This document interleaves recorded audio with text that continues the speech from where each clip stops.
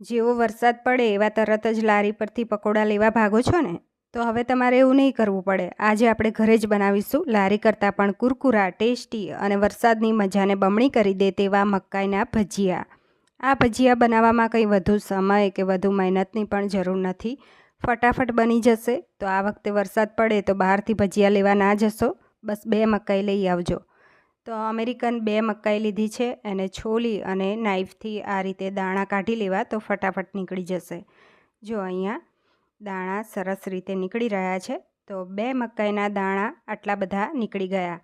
હવે અડધી વાટકી જેટલા દાણા અલગ કાઢી લેવાના છે અને બાકીના દાણા છે એ મિક્સર જારમાં લઈ અને પીસી લેવા.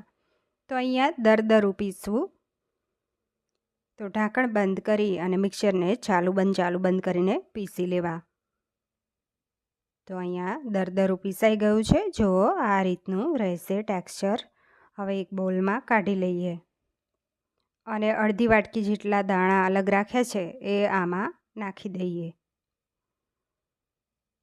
હવે અડધી વાટકી જેટલું કેપ્સિકમ કટ કરેલું ઝીણું કટ કરવાનું, મીડિયમ સાઇઝની ડુંગળી કટ કરેલી, તો અહીંયા 1 ટેબલ સ્પૂન આદુ મરચાંની પેસ્ટ, અડધી ટીસ્પૂન મરી પાવડર, લાલ મરચું પાવડર 1 ટીસ્પૂન. તો અહીંયા ટોટલ મેં 1 ટીસ્પૂન નાખ્યું છે લાલ મરચું પાવડર અને અડધી ટીસ્પૂન હળદર, અડધી ટીસ્પૂન મીઠું, અડધી ટીસ્પૂન સિંધવ નમક, 1 ટીસ્પૂન ધાણા જીરું પાવડર, ચપટી હિંગ નાખીશું, અડધી ટીસ્પૂન ગરમ મસાલો, અહીંયા થોડો અજમો નાખ્યો છે અને 1 ટેબલ સ્પૂન સફેદ તલ, લીલા ધાણા 1/4 કપ જેટલા, અડધું લીંબુનો રસ નાખીએ.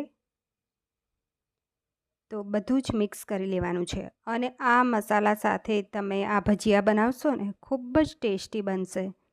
હવે તેની અંદર આપણે લોટ ઉમેરી દઈએ. તો 5 ટેબલ સ્પૂન ચણાનો લોટ લીધો છે, એડ કરી લેવાનો અને 2 ટેબલ સ્પૂન ચોખાનો લોટ લીધો છે. એનાથી એકદમ ક્રિસ્પી બનશે ભજીયા.